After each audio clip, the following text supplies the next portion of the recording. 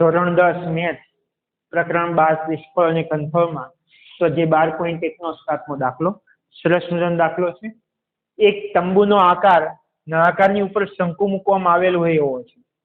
એક તંબુનો આકાર કેવો છે? નળાકારની ઉપર શું છે? શંકુ. આવી રીતે નળાકારની ઉપર શું છે? શંકુ હોય તેવો છે. નળાકાર ભાગની ઊંચાઈ, માત્ર નળાકારની ઊંચાઈ અને વ્યાસ આપેલા છે 2.1 અને 4 મીટર. ઊંચાઈ કેટલી આપેલી છે? 2.1 અને વ્યાસ કેટલો આપેલો છે? 4 મીટર. તથા ઉપરના ભાગની તિર્યક ઊંચાઈ, ઉપરના ભાગની ત્રાંસી ઊંચાઈ આપી જ છે 2.8 મીટર. તો આ તંબુ બનાવવા માટે વપરાતા કેનવાસનું ક્ષેત્રફળ શોધો. કેનવાસ એટલે કાપડ. તંબુ બનાવવા માટેનું જે જાડું કાપડ આવે પ્લાસ્ટિક જેવું એને કેનવાસ કહેવાય. શું કહેવાય? કેનવાસ. આ કેનવાસનું ક્ષેત્રફળ શોધો. કેનવાસનો ભાવ 500 રૂપિયા પ્રતિ મીટર હોય. 500 રૂપિયા પ્રતિ મીટર સ્ક્વેર હોય ખરેખર તો. 1 મીટરનો વર્ગ નો ભાવ કેટલો? 500 રૂપિયા હોય. તો તેમાં વપરાતા કેનવાસની કિંમત પણ શોધો. કેટલું કેનવાસ વપરાય તે શોધવાનું છે. કૌંસમાં આપેલું છે તંબુના તળિયાને કેનવાસથી ઢાંકવામાં આવતો નથી. એ ધ્યાનમાં લેવું. તળિયામાં કેનવાસ પાથરવામાં આવતું નથી. માત્ર 4 બાજુની દિવાલ એટલે નળાકાર દિવાલ અને ઉપરનો શંકુ આકાર. સમજાય છે? આકૃતિ દોરી એટલે તમને ખ્યાલ આવશે. સૌથી પહેલા હું એક નળાકાર દોરું છું. શું દોરું છું? નળાકાર. બહુ મોટો થઈ ગયો.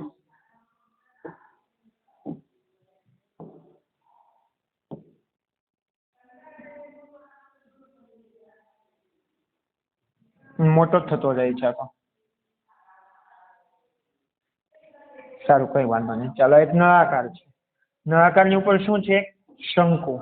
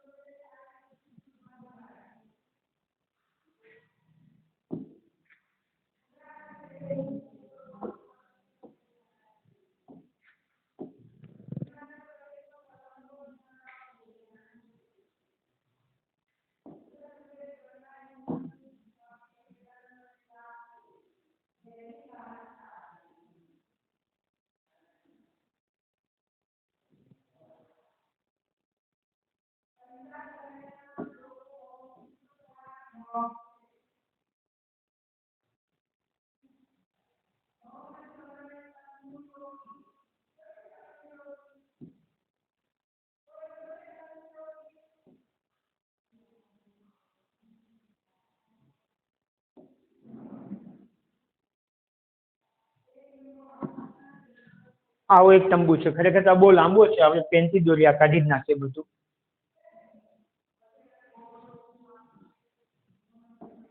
કંઈક તંબુ આવો છે.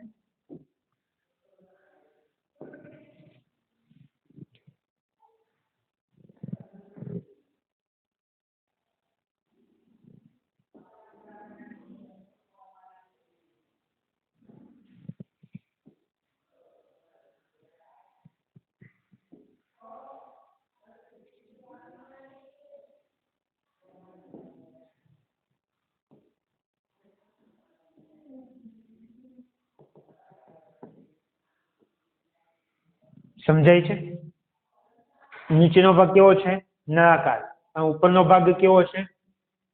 શંકુ આકાર છે. ચાલો, એક તંબુનો આકાર નળાકારની ઉપર શંકુ મૂકવામાં આવ્યો તેવો છે. નળાકારના ભાગની ઊંચાઈ અને વ્યાસ. નળાકાર ભાગની ઊંચાઈ અને વ્યાસ કેટલી છે? ઊંચાઈ છે 2.1 મીટર. આ 2.1 અને આ વ્યાસ કેટલો છે? 4 મીટર. કેટલો છે?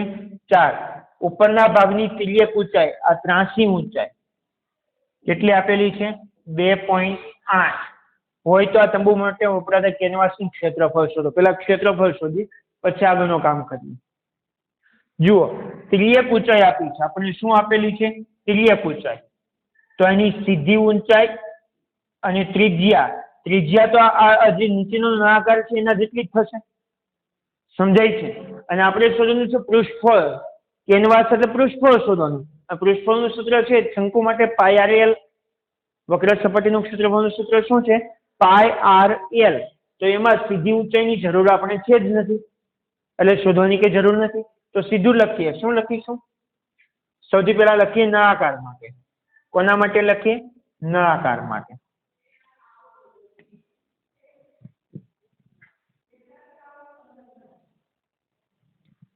નળાકાર પેલા તો ઉપરની લીટી બેઠી લખી દઈએ. એક શંકુનો આકાર, એક શંકુનો આકાર, સોરી શંકુ નથી, તંબુ છે. તંબુનો આકાર, તંબુ શંકુ જેવું છે. હા, એક તંબુનો આકાર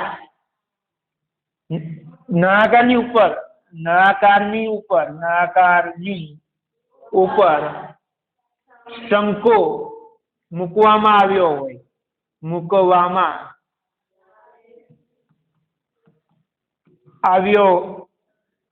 હોય તેવો છે. સમજાયું? ચાલો, સૌથી પહેલા હું લખીશ નળાકાર માટે. કોના માટે લખીશ? નળાકાર માટે. ચાલો, નળાકાર માટે બે વસ્તુની જરૂર પડે, ઊંચાઈ અને ત્રિજ્યા. આપણને ઊંચાઈ આપેલી છે. ઊંચાઈ h બરાબર કેટલું આપી દીધેલું છે? 2.1 મીટર. 2.1 મીટર. અને ત્રિજ્યા નથી આપી પણ જગ્યાએ વ્યાસ આપેલો છે. વ્યાસ કેટલો આપેલો છે? 4 મીટર. તો બોલો ત્રિજ્યા કેટલી થશે? 2 મીટર. ચાલો, સેમ ટુ સેમ કોના માટે હું કરીશ? નળાકાર માટે કર્યું છે, હું કોના માટે કરીશું? શંકુ માટે. બોલો શંકુ માટે ઊંચાઈની એટલી જરૂર નથી. ત્રાંસની ઊંચાઈ L આપેલી છે. કેટલી આપેલી છે? 2.8 મીટર. અને એની ત્રિજ્યા આના જેટલી થશે. કેટલી થશે? 2 મીટર. સમજાય છે? તો તંબુ માટે વપરાતા, આખા તંબુ માટે વપરાતું કેનવાસનું ક્ષેત્રફળ કેટલું થશે? નળાકારની વક્ર સપાટીનું ક્ષેત્રફળ વત્તા શંકુની વક્ર સપાટીનું ક્ષેત્રફળ. સમજાય છે? તો લખું છું, તંબુ બનાવવા વપરાતા કેનવાસનું ક્ષેત્રફળ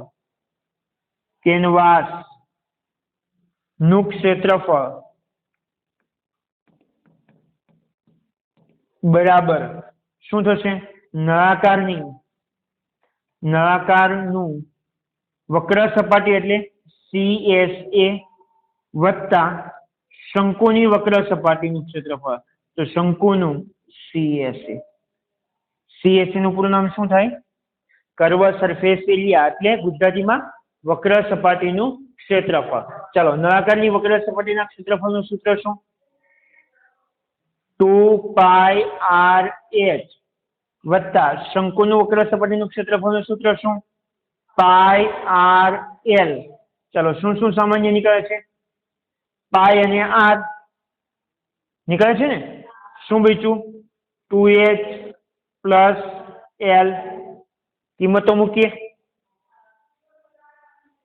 મૂકવા માટે જરા નાનું કરી દેવાની. હા, ચાલો, પાઈની કિંમત કેટલી? 22/7, 22/7. ત્રિજ્યા R કેટલી? 2 કૌંસમાં 2H એટલે 2 ગુણ્યા ઊંચાઈ કેટલી? 2.1 એટલે 21/10 વત્તા L કેટલી? 2.8 એટલે 21/10 જ લેવા દઈએ. સોરી, 2.1/10. 2 H એટલે 2.1 વત્તા L કેટલી? 2.8. ચાલો, 22×44 કૌંસમાં 2.1 દુ 21 દુ 42, 42 નો પોઈન્ટ. સમજાય છે? એક પછી વત્તા 2.8. ચાલો, 2.8 અને 4.2 નો સરવાળો કરો. 8 ને 2 10, 10 નો 0 વધી 1, 2 ને 3, 3 ને 4 7, 70 થયા ને? 7.0. સમજાય છે? 7 કેન્સલ થઈ જશે, ગુણાકારમાં છે એટલે સીધો જવાબ શું આવશે? 44 લખીએ અહીંયા પેલા. 44/7 ગુણ્યા 7, 7 કેન્સલ એટલે સીધો જવાબ શું આવી ગયો? 44 મીટરનો વર્ગ. આ શું છે? કેનવાસનું ક્ષેત્રફળ. આ જે સવાલ હતો એનો જવાબ મળી ગયો. કેનવાસનું ક્ષેત્રફળ કેટલું આવ્યું? 44 મીટરનો વર્ગ. હવે એનો ભાવ આપેલો છે. શું આપેલો છે કેનવાસનો ભાવ? 500 રૂપિયા પ્રતિ મીટરનો વર્ગ. 1 મીટરનો વર્ગનો 500 રૂપિયા ભાવ. તો બોલો 44 મીટર વર્ગનો કેટલો? ત્રિરાશિ મૂકવાની છે. લખીએ 1 મીટર વર્ગ કેનવાસનો ભાવ રૂપિયા કેટલો? 500 અને રૂપિયા 500. તો આપણી પાસે કેટલા મીટર છે? 44 મીટરના વર્ગ કેનવાસનો ભાવ કેટલો થશે?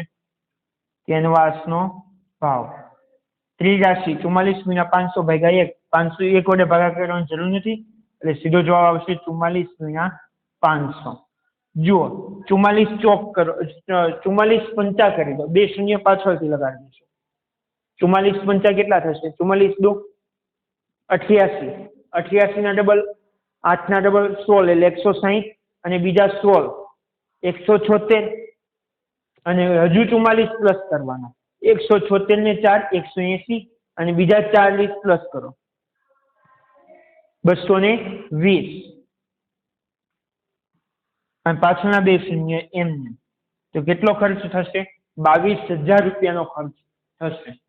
કેનવાસની કિંમત પણ શોધો. લખીશું જવાબ. શું જવાબ લખીશું? આમ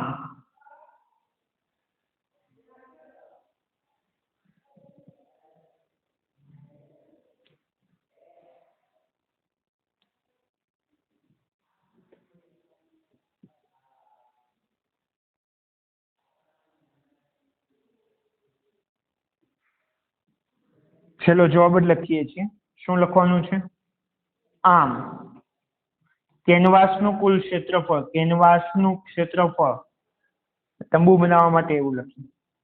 તંબુ માટેનું કેનવાસનું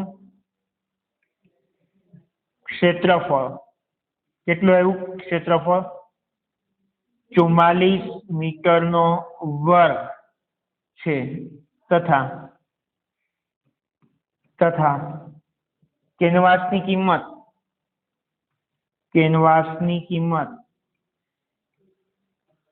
કેટલી આવી? રૂપિયા 22,000. ખ્યાલ આવ્યો? સાવ સરળ દાખલો છે. કેનવાસની કિંમત છે.